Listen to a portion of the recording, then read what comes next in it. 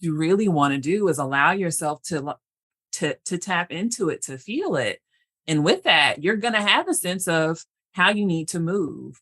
In And a again, more that won't productive way. always be about, it won't always be about the circumstance. It won't always be about the situation or another person, which comes up a lot in therapy when we're talking about managing this. Oftentimes it's about for you, how can you go into action for yourself? But again, just to like point out, how it can get tricky, and how we can get hung up, and we end up missing an opportunity, to get that need met, by focusing or being preoccupied with, the wrong thing.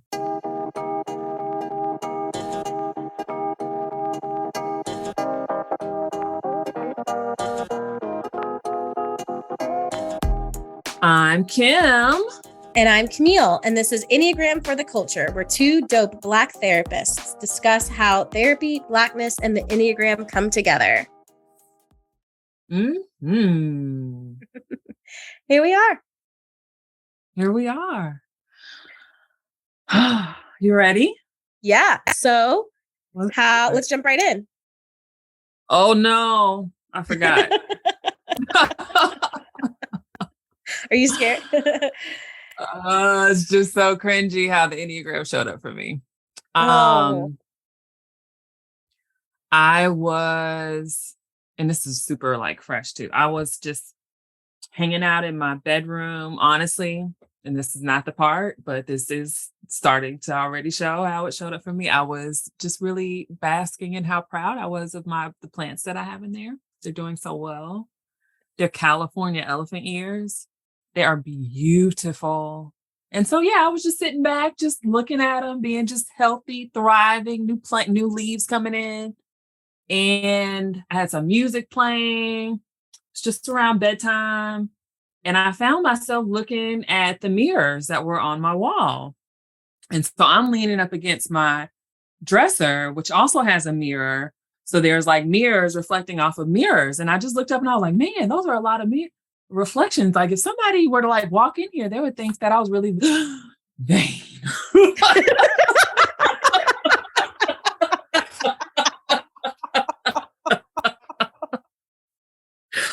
Camille, when I tell you I had this whole like moment where it just all like hit me, I was like, where did this even come from? Me having these 3 mirrors on my wall. How far back? Like that started back in college, as a design idea from my mom to like help open up my dorm room space. Sure. And ever since then, I've always had 3 mirrors, 3, which was also like, oh my gosh.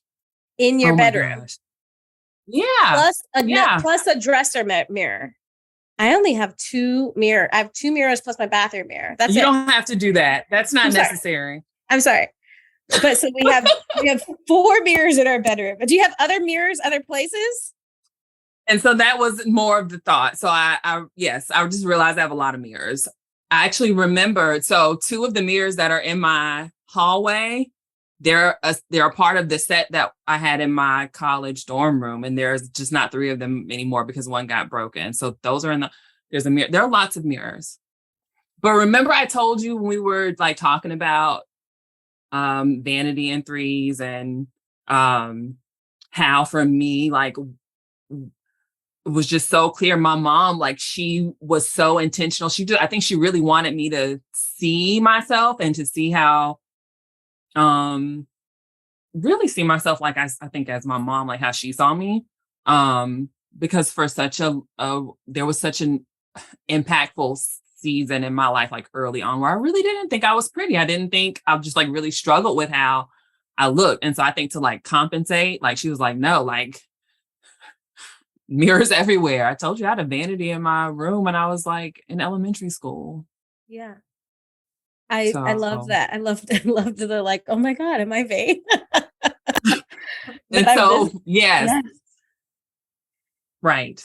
That maybe there's especially like that there's maybe a little bit of like some sort of truth there for you is what you kind of realize a little bit, maybe a small one. Yeah. I think that's hilarious. I think the visceral response, that speaks to me being a self-preservation 3, and like, I don't want to see myself as vain. Mm-hmm. Mm-hmm. While other 3s that aren't self-pres, like they may be more comfortable owning that and being aware of that. But yeah, I honestly, like, I was looking right in the mirror, and I was definitely, been working out. Like I was proud about what I was seeing. It was just like that, like, girl, you. And for the awareness to come from the idea of like, what if somebody else walked in and saw this, right? Like how they would see it.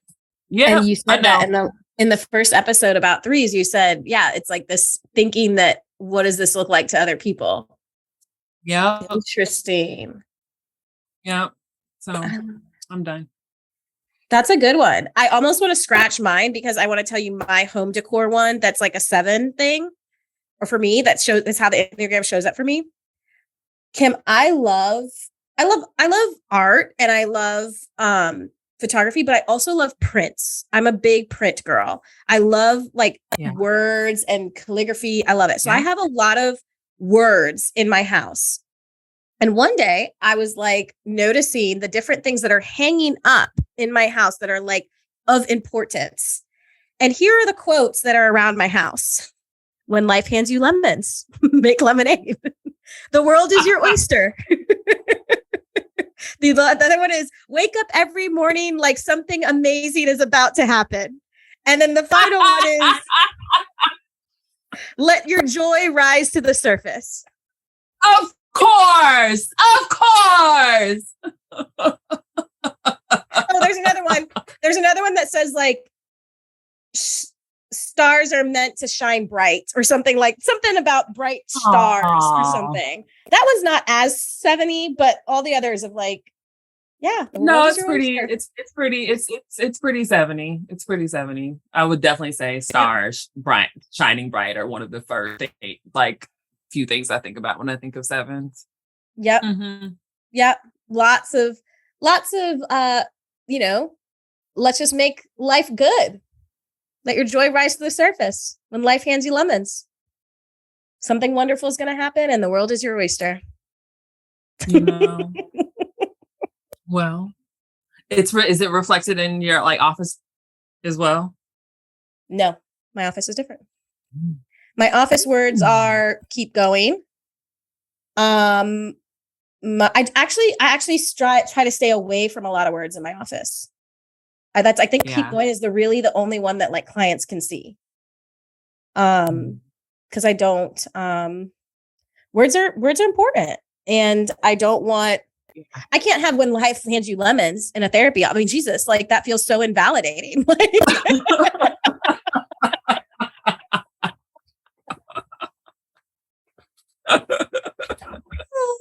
There's actually that makes sense. So you just saved them all for when you get home. When I get home, that's my space.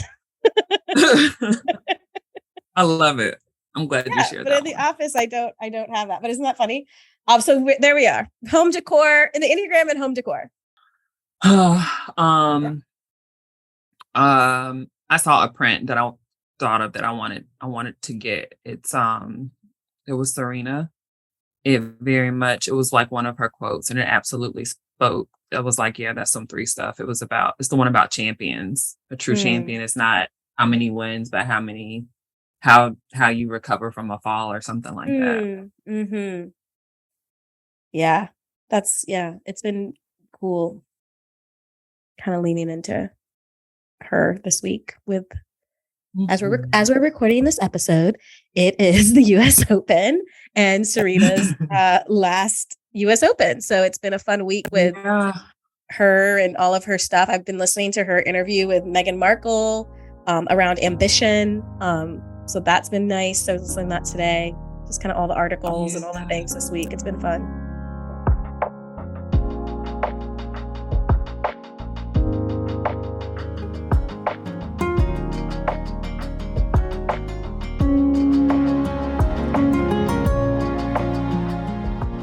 Talking about ones. We're talking about ones today, and the holy idea and all of that for ones. So let's do a quick little review. And that's me, isn't it? Mm-hmm. I know it, and I'm not ready. Yes, I am. Okay, so ones. You guys know a little about ones, and if you need a refresher, go back to season one, watch episode 5, I believe it is, and we do a very thorough deep dive. So we're just gonna do a little overview, a little reminder here. Ones are sometimes referred to as our perfectionists or reformers. They're conscientious, sensible, ethical, responsible, and idealistic, self disciplined, orderly, and feel personally obligated to improve themselves in the world. Their core motivations, their core fear is being wrong, bad, evil, inappropriate, unredeemable, or corruptible. Their core desire is having integrity, being good, balanced, accurate, virtuous, and right. Their core weakness is resentment, and that's repressing anger that leads to continual frustration and dissatisfaction with themselves, others, and the world for not being perfect. And their core longing is to know that they are good. And so remember, ones are in the gut triad along with types 8 and 9, and they all share an emotional struggle with anger. Yes. So if you want more about that, that's on season 1, where we talk all about those things that Kim just beautifully laid out. But today, because we're in season 2, we're going to be talking more about the idea of the holy idea and the virtue of each of the numbers. And so today we're going to be jumping into that for ones. And remember, the holy idea is the thing that each number is striving for, the thing that they want to see happen. And it's what they're tapped into most when they take off the armor of their personality, or what Kim has talked about, letting go of the bar, letting go of that grip. And so for ones, their holy idea is perfection, or holy perfection. And what that means is that it's a state where everything feels right and complete. There's a sense that everything is as it should be, and everything and everyone is whole and is being made whole. Whenever we read the holy ideas, I like to think about that. If you're a one listening to this, that probably felt like a breath, yeah, that is what I'm kind of searching for. That's what I'm striving for, is this place that everything feels whole and right and complete. And the thing with this idea of perfection, the word perfection is kind of hard, because the reality is that imperfection is inevitable in this world, right? Like there's no perfection is sort of an illusion. There is no real perfect, and that we all are imperfect and the world is imperfect. But the holy idea, the holy perfection, really is talking about this wholeness, and that it's right and is as it should be. And so when I was thinking about this, I was remembering there's this, I don't know how, I probably learned about it from like Instagram, let's be real. And there's this form, of Japanese art, and it's called kintsugi. And what it is it's in Japan, they take pottery, and when the pottery is broken, they put the pottery back together, but they use a special like joining agent that's actually like gold or gold dusted. And so then the pottery has these gold lines to like where the thing has been repaired.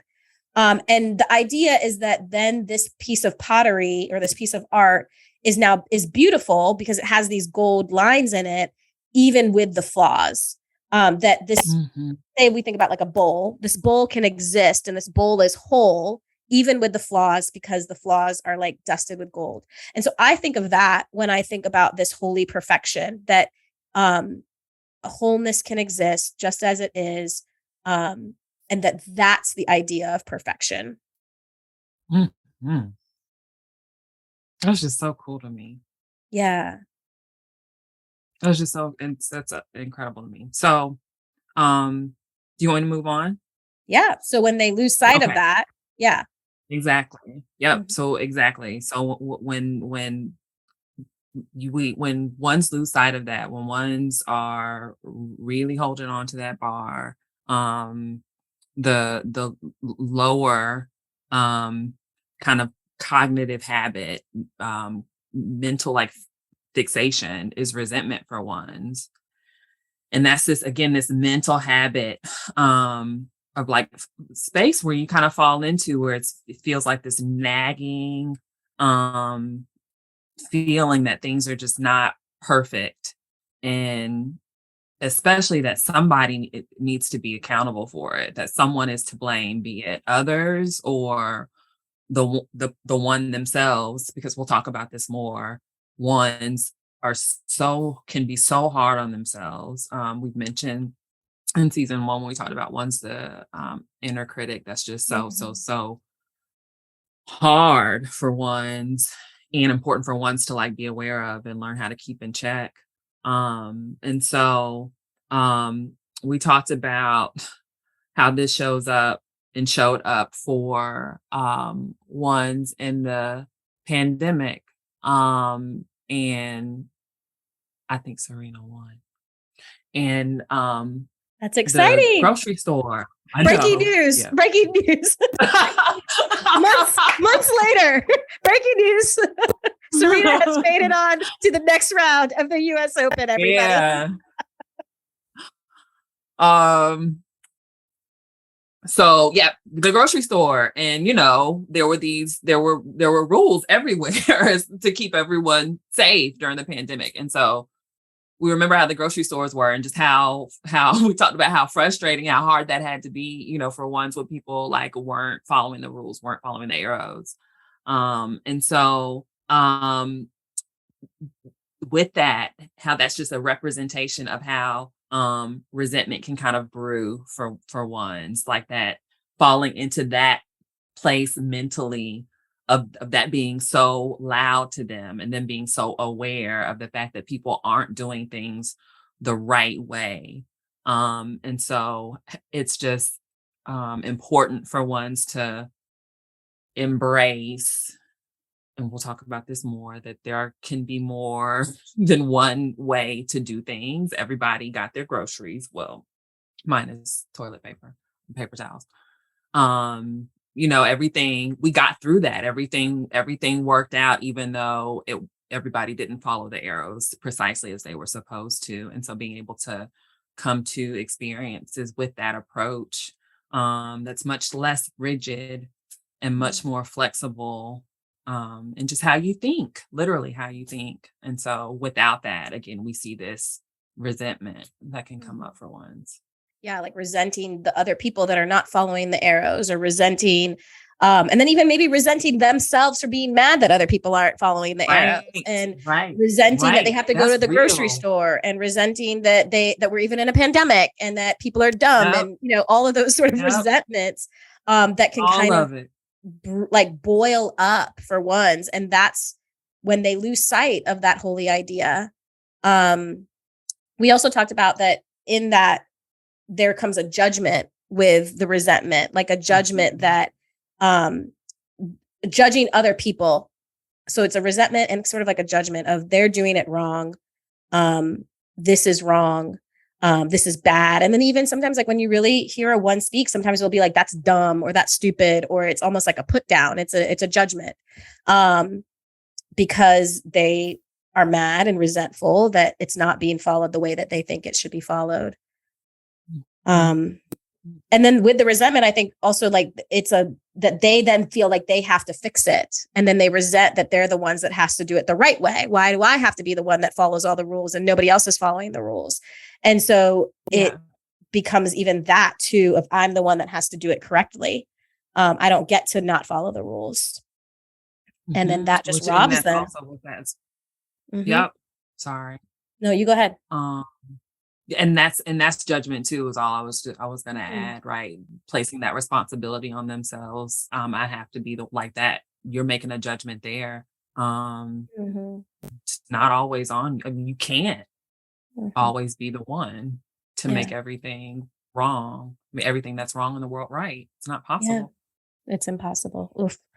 That we can't fix everything. Yeah. And So when they lose sight of their holy idea, they fall into this fixation of resentment. But when they are tapped into their holy idea, when they are able to live in a place noticing that there is a wholeness and things are as it should be, and that there's beauty in things being different and done differently, what the virtue that ones exude is serenity. And so serenity for a one, when we talk about that, is this: they're free of an attachment of a certain way of doing things. So they're free of that clinging to this one way of doing things. And they have this sense of patience, and there's a relaxed feeling that things feel whole and complete. So there's this acceptance. The thing that we think about when we think about serenity a lot of times is that serenity prayer that a lot of folks who are working through addiction learn, or just a prayer that a lot of us learn, where it says that we want to accept the things that I cannot change. I want to have the courage to change the things that I can, and the wisdom to know the difference. So that's what serenity is that I know what I can change, I know what I can't change, and I know the difference between the two. And there's a peace or a relaxed feeling of living in that space of there's not just, I can't change everything, and there's just not one way to change it.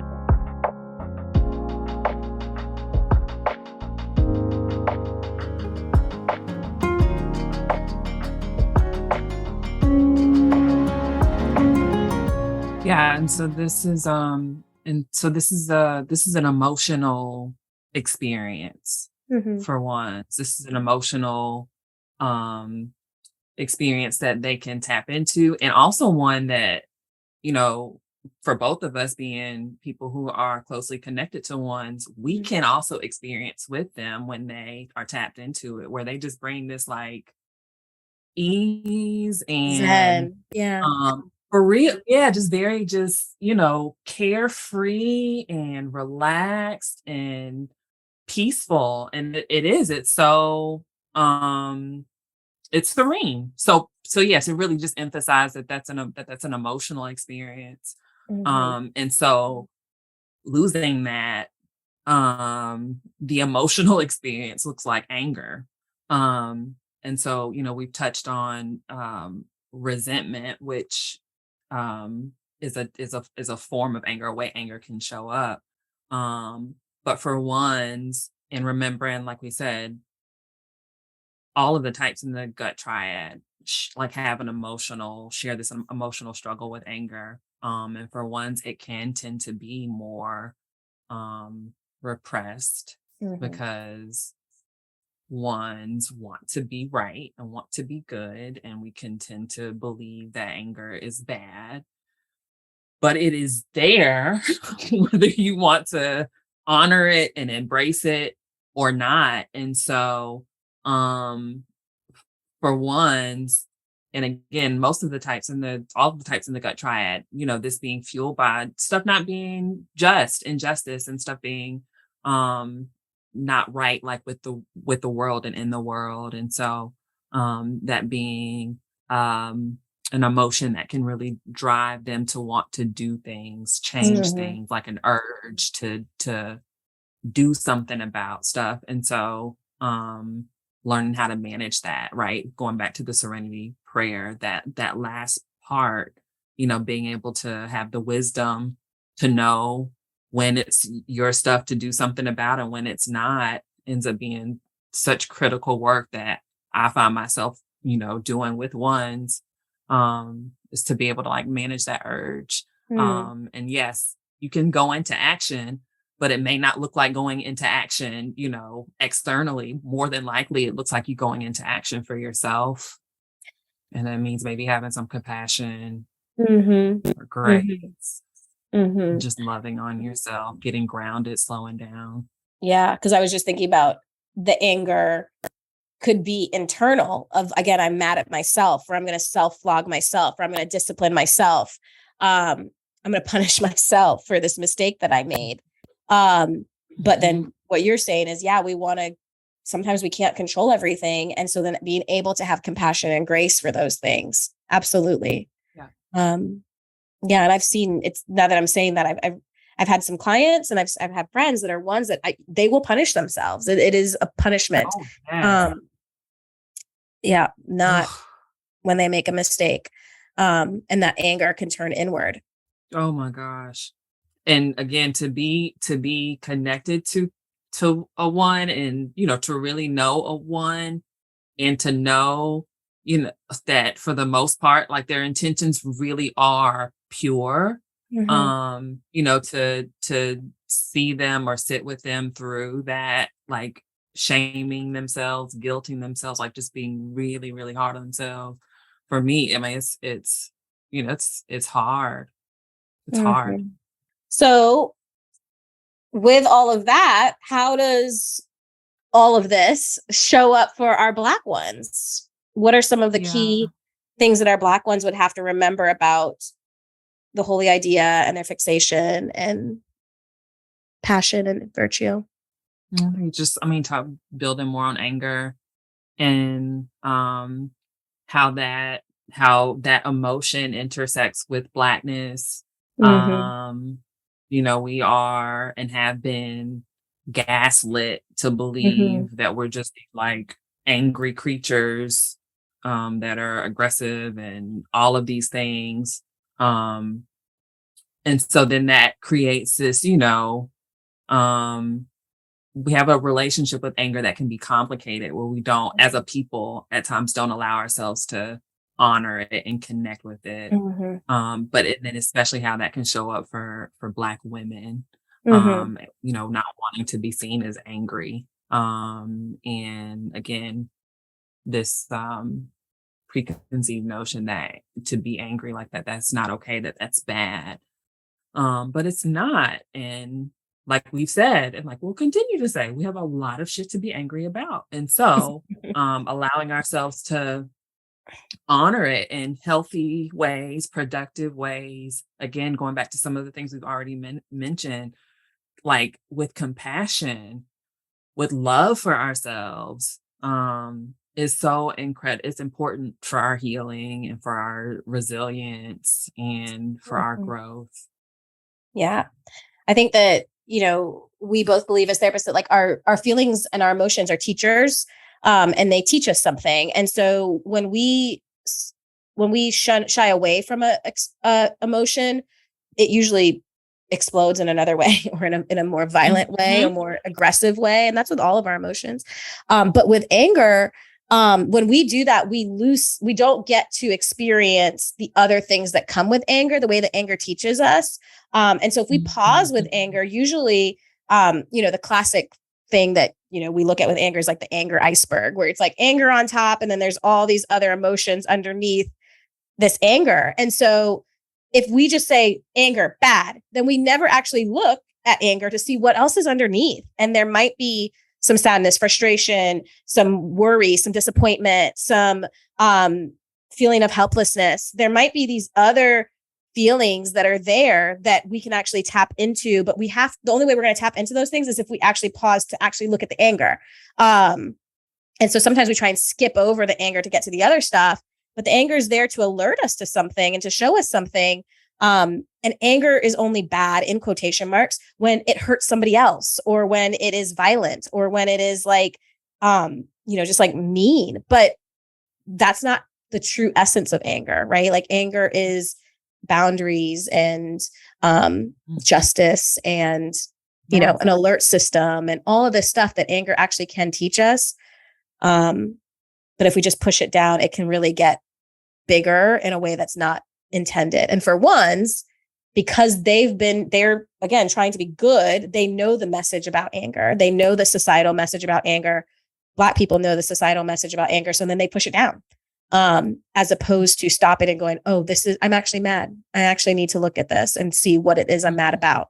Yeah. Yeah. And going back to like, kind of what we've um brought up as far as like a theme for this season, like the being able to pay attention to the trick, Hmm. right? So it's for ones, um, this wanting things to be right, Mm-hmm. allowing yourself to tap into anger, like you said, that's a part of what the wisdom of that emotion is alerting you to when something's not right. And so when you try to push it away or avoid it, it's like you're falling for the trick. Yeah. What Yeah. you really want to do is allow yourself to tap into it, to feel it. And with that, you're going to have a sense of how you need to move. In And a again, more that won't productive way. always Yeah. be about, it won't always be about the circumstance. It won't always be about the situation or another person, which comes up a lot in therapy when we're talking about managing this. Oftentimes it's about for you, how can you go into action for yourself? But again, just to like point out, how it can get tricky, and how we can get hung up, and we end up missing an opportunity, to get that need met, by focusing or being preoccupied with, the wrong thing. Absolutely. Because I even think about like the example we gave with the grocery store. If a one is sitting in that grocery store back in 2020 and is pissed off that no one's following these arrows, which was frustrating. But if we only focus on that, there's other emotions there of like, I'm really scared that we're in a pandemic. I'm really sad that people are dying. I'm really feeling helpless that I cannot control people and this situation because this situation is bigger than myself. I am also in awe of the way that people are showing up for each other. I am like, thankful for the time that I have at home with my family. But if I'm only focused on the resentment of these people aren't following the arrows, then we miss all of those other beautiful That's exactly emotions. how it sounds. I was about to curse because I know that it's really a curse word in there about those arrows. For sure. And so we can focus. And here's the thing. We can't control if people follow the arrows. We don't know what their day is like. And some people don't follow arrows on a good day, nevertheless a bad day. I sometimes didn't follow the arrows because sometimes I didn't notice the arrow. And then I was like, oh God, I got to go backwards. I got to roll my cart back. I got to turn it around and I got to go. Or you remember when you were trying to go and the thing that you wanted was on the side that was the opposite side. And it was like, wait, I'm just sliding right here. I don't need to go down this whole aisle. I'm just grabbing the pasta from the end. Trying to reach around. It's okay. Like, it was so much. It's just so much. And I'm still a good person. Even though I went down the wrong aisle, I was still a good person. And I don't need people to get mad at me for sometimes going down the wrong aisle because, listen, I was just trying to make sure that I got some toilet paper or some pasta or something. Hey, so a part of our hope is to really connect with you guys. So we want to know what you're getting from this and what you want to learn more about on this podcast. You can connect with Camille on Instagram at camille.logan.lcmhc. And you can find Kim on Instagram at KReeseLCSW. And you can follow us both on Instagram at Enneagram for the Culture. We've dropped the links in the show notes, so check those out too. And while you're there, go ahead and bless us with a rating and a review.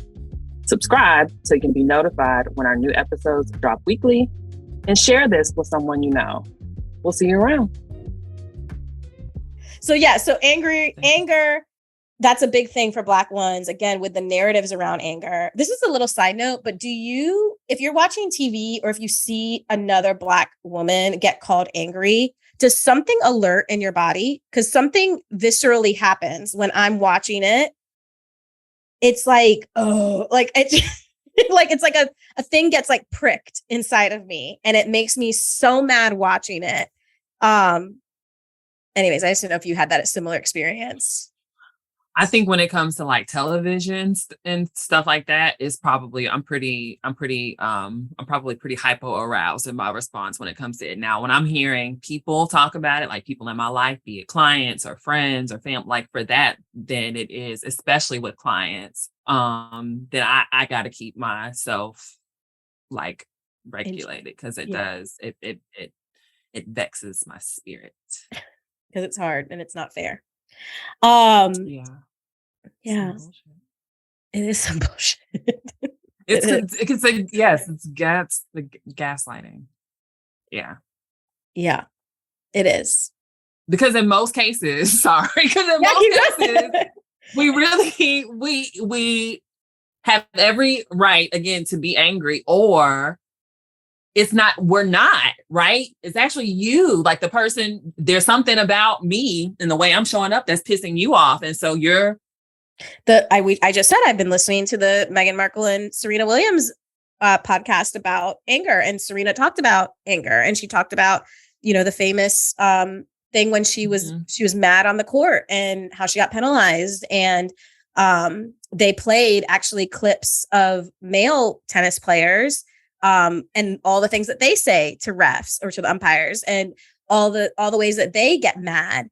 And of course, yes, there is a layer of that women, right? We get called, bitches or aggressive, but then there's another layer with Black women of like, that's even more, it's degrading. It's degrading. And that's a good word. And I remember seeing, I think somewhere I saw like that, the comic of Serena, and like, it was her like being like, the way they drew her was just like degrading of her being mad. And it was like, that's not fair. So I'm angry right now. Are angry. So for ones, again, they know how it is seen, and so they want to push it down, but then it's being able to say like, okay, how do I lean into my anger at times, learn what it's about, be productive with it. Yeah, you have to drink your water and everything. I'm pissed off. Well, we'll move on. So all of this, the holy idea, the fixation, all of this shows up for ones. Was for ones, the reminder that is needed sometimes that there's multiple ways to do something, that there isn't just one way. And that's hard for ones to understand. Sometimes we talked about this in season 1, that sometimes we'll say something and for that number, it sounds like a foreign language. And I know that this is that part for ones, is that there's more than one way to do something. And when they can understand that, again, with the serenity piece of that, there's an acceptance to that there's things I can change, there's things I cannot change, and that there's a wholeness to accepting that there's different ways to do things. And when I can do that, that gives me flexibility. And I'm able to be flexible in the way that I see a problem. I'm able to be flexible in the way that I see an issue. I'm able to be flexible in the way that I like treat myself. And that just decreases my stress and anxiety, so that I'm not being so rigid. And that's for yourself and for others, for ones. And so we talked in season 1 as well about, for ones, there's sometimes Black ones, there's sometimes this pressure to succeed in a certain way, to be successful as a Black one. And so even with this, that there's multiple ways to be successful, that there's multiple avenues. It's not just success means I have this much money in my bank account, or I'm these 3 jobs. I'm either a lawyer or a doctor, or like an engineer. Like I can be successful in multiple ways. That there's not just one right or wrong way to do stuff. That there's multiple avenues. Yeah. I mean, like you said, this is probably sounding a bit like another language. And so maybe ones, listen again, and ask, phone a friend, see if you can get somebody to help you translate. And no, we're going to get into like more practical things in a little bit, but to really be able to practice just being more flexible in the way you think will help with this. Yeah. Like to just generally being able to practice just being more, the way I talk about it with clients is practicing finding the gray area more. Being aware when you're seeing things as very black or white, and just like literally try to look for what it can look like for things to be gray. Even if it feels like you're not doing it right, that's not the point. The point is the practice of it. And you practicing looking for it will help you to be more flexible in how you're thinking. Yeah. Yeah. And if we bring it back to the idea, that Japanese art, right? That if I'm just thinking that a bowl is only beautiful if it has no cracks in it, then I'm going to miss out that this bowl is actually beautiful with these beautiful cracks filled in with gold. So that again, there's multiple ways to see beauty. And thank goodness for that. That there's not just one way a bowl can exist. It can exist in multiple ways, in multiple beautiful forms. I was going to read this quote later, but I think it fits here now. If everything existed in uniformity, the gravity that created the stars and planets and everything that we know would not exist. Without breaks, faults, and gaps, nothing could grow and nothing would become. The fact that you are imperfect is not a sign that you have failed. It's a sign Mm. that you are human. And more importantly, it's a sign that you still have more potential within you. Wow, I really like Mhm. that.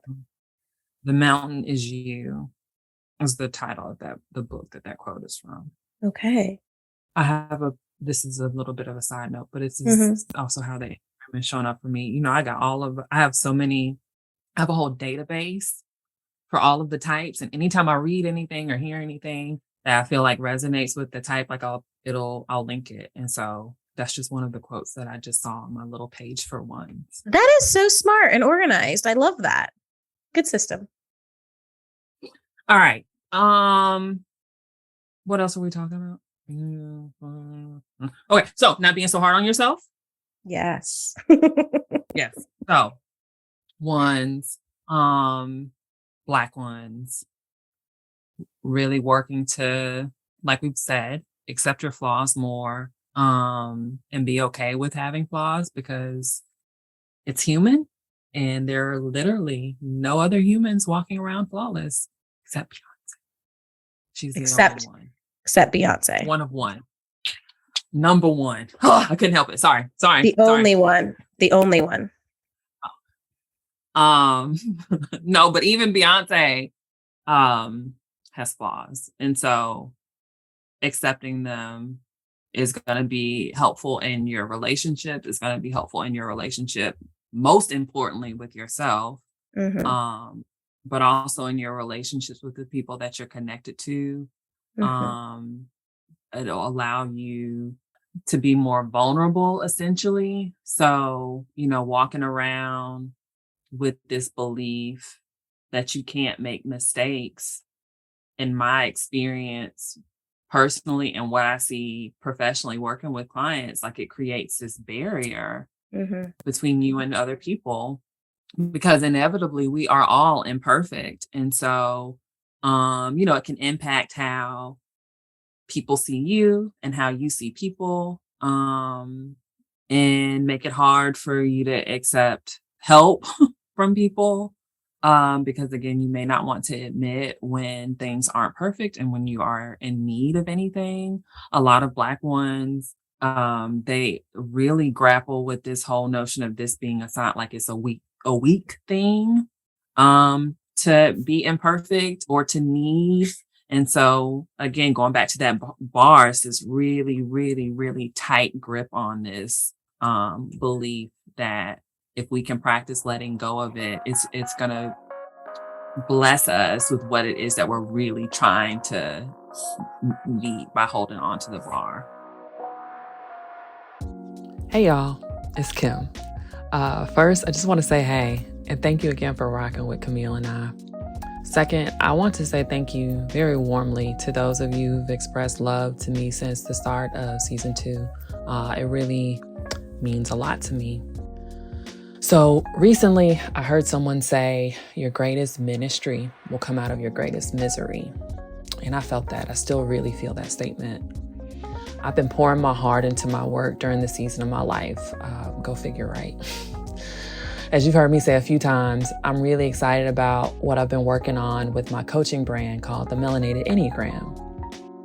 At ME Coaching, I teach high-achieving Black women how to navigate their Blackness and their purpose with confidence in white spaces. We're going to talk about the Enneagram for sure, but that's not all. We're also going to talk about the Black experience, especially as Black women, and agency, specifically Black agency, and how we as Black women can harness this knowledge and this information and use it to change the game for ourselves and our community. So if you haven't, check us out on social media.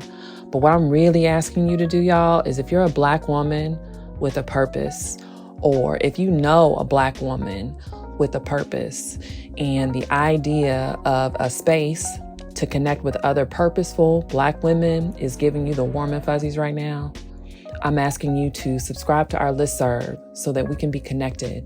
I want you to be in the loop. I want you to be the first to know when these courses drop so that we can link up and make some stuff shake together. I'll make sure those links are in the show notes so you know where to find us and where to subscribe. And that's it. I look forward to seeing you there. Thank you so much, always. And yeah, let's get back to this episode. I think about, this is a side note for sure, but in the therapy world, you know, a lot of us or a lot of people quote and use Brene Brown as a researcher, and she really talks a lot about vulnerability, and she's a big name in the vulnerability world. But there's been some like critique of her for sure, because she doesn't speak about it in a way that really welcomes in the Black experience, in the sense that she really pushes this idea of vulnerability, and vulnerability is good, and vulnerability leads us to connection. And we just said that, we agree. And there needs to be like a asterisk / caveat / extra bolded section that says when it feels safe, and when it feels like I'm in a safe community, and that there is an added layer when you are showing up to spaces as a Black person that I might not be able to lead with vulnerability all the time. And so that's an interesting conversation in the therapy world right now about her. She does have an extra book that I actually really like. It's called You Are the Best Thing, and where she partners with Black authors who write about vulnerability from the Black experience. So if you do like Brene, but you want an added layer that is needed and important, highly recommend that book. It's a beautiful book. But just recognizing that, that vulnerability is good. We want to see people's flaws. We want to see people, because it does connect us. And there is the reality that that's not always possible all of the time. And so for ones, just being aware of your safe places. Who are the people that do accept my flaws? Who are the people that I can show up as my raw self with the gold, the gold pieces that are filled in. That there are those spaces. It's not, the answer is not nowhere. And so leaning into those spaces. I just wanted to make that distinction. Absolutely.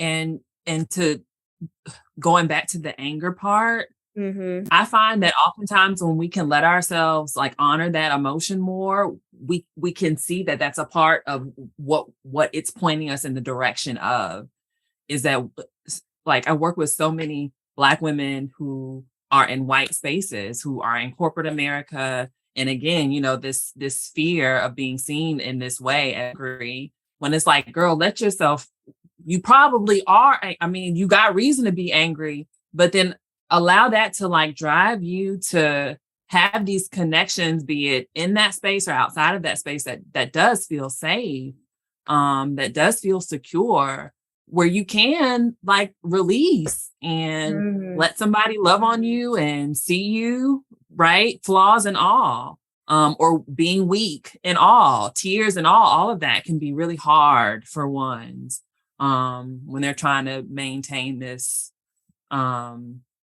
facade of perfection and everything being flawless. Yeah. To quote Beyonce. Again.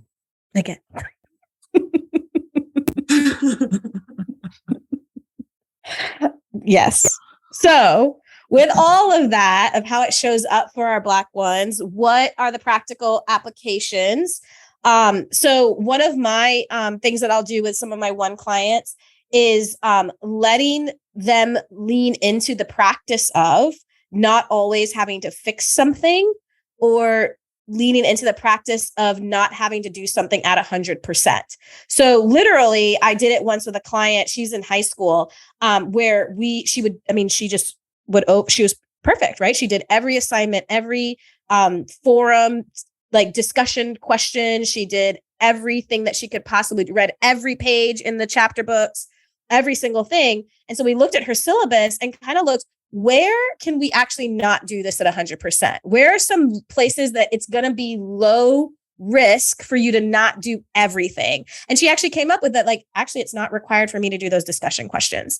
And so leaning, and it wasn't going to affect her grade. And it was actually something she didn't like to do. And so we said, okay, for this semester, you're not going to do the discussion questions. You're going to do all the other things. You're still going to get an A, but here's one way that you can kind of dial back the idea that I have to do this perfectly. Rubrics are really actually interesting with ones. They want a rubric so that they know what they need to do to meet the requirement. But sometimes, again, they'll meet it almost over and above, or without any room for error, again, because they're trying to be perfect, that it almost, again, becomes rigid. And so letting them lean into like, hey, this is actually a low risk place that I don't have to do this at 100%. That's a small example. And not all of us are in school anymore. So we don't have those ways of just like, okay, I'm not going to do discussion questions. But maybe in your life, maybe it's like, you know what? I'm not going to make my bed 7 days of the week. That's a low risk thing, that maybe I'm going to only make my bed 5 of the days. Or maybe I'm not going to be on time every single time. Maybe I'm going to allow myself to be 5 minutes late because this is a friend that's going to be okay with me being late. Maybe I'm going to not do my laundry every single week on the dime. I'm just going to let it pile up a little bit, like letting yourself practice the places that I don't have to be 100. That is going to feel uncomfortable. There is going to be discomfort that happens there. And a lot of times with our growth, it's that I'm actually sitting with the discomfort. I'm noticing the discomfort. I'm giving myself care and compassion in the discomfort. And then that's where I grow from the discomfort. So life isn't about always like totally getting away from the discomfort. Says the 7. Hello, so growth. So important. It's so important. Sometimes there is a little bit of necessary discomfort. I always say, whenever I say this to clients, so I'm like, now I don't want you to go out there and get into like a really toxic relationship and be like, Camille said that discomfort's okay. Not that kind of discomfort, just the little ways that like, ooh, I'm 5 minutes late and there's a little pit in my stomach. And what do I do to care for that little pit in my stomach? What can I say to myself, remind myself? What breaths can I take for that little pit in my stomach so that I can have a little bit more ease around that discomfort of I'm 5 minutes late, which is a very low risk thing. Yeah. Well said. Well said. I feel like you should keep talking. Sure. So the other thing that ones can do, last time we talked about in season 1, we talked about play for ones. I'm going to extend that a little bit to like art and being creative. Sadly, as most humans, we really are judgmental about our art skills. When someone tells you to draw, you're like, the first thing, what does everybody say? It's like, I'm not an artist. I can't draw. I can't do this. But when we were kids, we were drawing up a storm. Maybe like some threes. What'd you say? I said, except maybe a 3 or so out there may not feel that way. Even if they can't draw, they may not react that way. Sure. That's fair. They might be like, I can do this, or they won't do it. They'll be like, I'm not doing it because I don't want you to see that I can't do it. Yeah. So anyways, most people are going to be like, I can't draw, or I can't be creative, but allowing yourself to play in that way of creating something. So let's say, for example, you go to one of those like wine and designs, or you go to like a make your pottery kind of a class, or you just sit down and bust out some watercolors or some colored pencils or whatever it is that you want to do to be creative, allowing yourself to be creative and have some art time, and not judging what you create, not saying that, oh, this picture is trash, it's so ugly, I'm the worst drawer ever, but just noticing like, okay, maybe it's not something that we're going to hang up in the, museum, but there might be some parts of it that are really beautiful. There might be a color that you really like, or there might be a shape that you really did a good job at. And allowing yourself to see the beauty. Sometimes I feel like when I tell ones to do something like that, they'll say like, well, I don't want to just lie to myself and say that this artwork is beautiful when it's not beautiful. We're not asking you to lie. We're just asking you to notice that more than one thing can exist, which goes back to there's multiple ways to do something, that this can be not a piece of work that goes into a museum, and it might be a color that I really like, or it might have been an experience that I really liked doing. Or I'm noticing that I'm getting more comfortable doing this. So allowing yourself to lean into creativity, not judging yourself when you do it, noticing the beautiful parts that exist with the harder parts, and allowing yourself to play in that way. Yeah. Yeah. I think so. I love that we have this like segment where we're talking about practical stuff. I I love talking about and reminding myself and reminding clients and reminding, everybody that that's what we're doing is we're practicing. Mhm. Um, and so building on that, like this kind of been one that's come up throughout this episode, of being able to um just practice being more flexible. And I think for Black ones, and especially Black women, um, to remember how incredibly important ease is for us, for our bodies. If you look Mm. at like health disparities and all of the things that we can tend to um, be more susceptible to, a lot of that does, like it boils back down to stress and how we manage it or how we mismanage it. And so practicing being more flexible in how we view things can be a way for us to embrace ease and help us with managing the anxiety that comes with that mental habit of it having to be this way, that resentment. And so, really hearing what we're saying when we say try to practice some of this stuff and embrace that it is a practice. It's not supposed to Mhm. it's not about it being perfect, is pretty much the whole message here. Um, and so allow yourself the space to practice and, yeah, being able to be more, flexible. So like Camille said, more than one thing can be true. Um, and being aware of any time you're forcing yourself to subscribe to just this one narrative that it's just this, that it's only this way, that's not good for you, literally not good for for your body. Yeah. And so with mentioning body, remember how important it is, our breath, and for ones and our types in the gut triad, um remembering to breathe deep into your belly, practicing relaxing your posture, just as a way to again lean into that practice of releasing. And that can be pretty tough for ones. And even as a three, I have to remind myself sometimes to like release and relax because I can be very Upright. stiff, rigid. Mhm. Yes, Yeah. upright. And that can show up in our postures and the way that we hold our stomachs, the way that we hold our shoulders. And sometimes we need that. Sometimes we do need to stand up tall and take up Right, space and all right. that. But maybe when I'm at home, I can like let myself slump over. I can let my belly hang. I can just take up that space and let my shoulders kind of shrug when I'm in those safe places. Yeah, good Yeah. point. Good distinction to make and remember that sometimes that serves us. That Hmm. serves us to have that posture. And so just being able to remember when that's the case and when it's not. Hmm. Hmm. Yeah. I I think also like creating comfortable spaces for one, like having pillows and blankets and stuff that are also supporting and supportive. Um, mhm. Absolutely.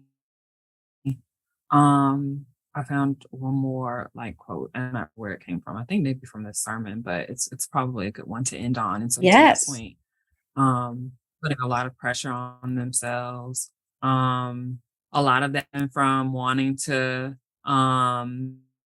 again, do what's right, be what's right, represent what's right. And so remembering that the world can't relate to perfection, but Mm, progress is inspirational. mm. So again, none of us are perfect. And so that's not going to be relatable, but seeing progress, that inspires people. And so knowing that again, that's going to require that you let your guard down, and allow yourself to embrace your flaws and your imperfections in order for that to be represented in the world. Yes. Yes. Yes. So that's it for ones for today. This was fun. I got a little angry there, but that's okay. I didn't flip over my desk or throw anything. No. And this You is a did. safe space. It's a safe space. And you drank some water. You gave yourself some care. You drank some water, I did. took some Took breaths, some breath. named it. You named that you were angry. Look at you. Thank you. You're Thank welcome. you. This was fun. Thank you, ones. Thank Love you, you. ones. We definitely love you. And we definitely want you to get to a place where there can be some ease, that things can just be, and that you are a beautiful Japanese piece of pottery with your flaws. I love prepared. It's so gorgeous. Yes. Love that. Love that. Yes. All right, y'all. Wrap. We'll see you in the next episode. See you in the next episode.